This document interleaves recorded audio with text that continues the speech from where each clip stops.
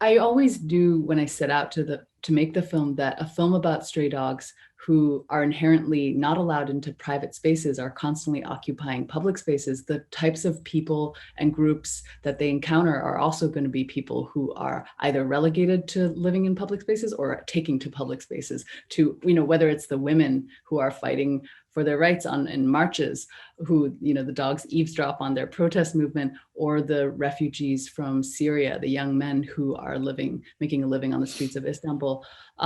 I think there are a lot of parallels between what it means to thrive and survive on the margins of society. And I really wanted to set the film among stray dogs and the people and beings that they encounter, because I am of the belief that the view of the world is more accurate from the peripheries, away from the centers of power, than it is from the center of it. And I wanted to see where a stray dog would take us through the city of Istanbul, and what that revealed about society there, but also in the world, because of everything that Turkey was going through. What I love about dogs is that, and this other writer has written about this, Alexandra Horowitz, dogs are the greatest anthropologists because they spend so much time observing us. And in the film, you see the Zeytin wandering through the city, and she's eavesdropping on couples fighting or people debating about politics. And it really, when you have a stray dog that's there who's interested in your drama and then suddenly not interested, which the film tries to stay loyal to, that canine sense of interest,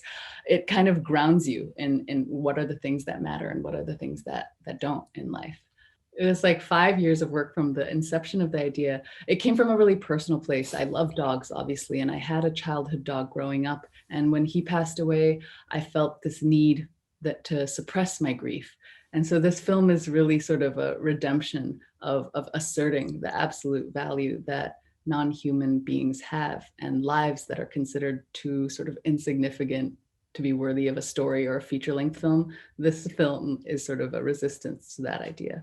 But that took me to a culture that is completely unfamiliar to me and taught me so much about another way of relating to dogs and non-human life, which is to integrate them and respect them, to live on their life on their own terms, and to be able to live freely. It's amazing. Like, after coming back from Turkey and going back to LA, which is where I normally live, I felt so starved of interactions with, members outside of my own species.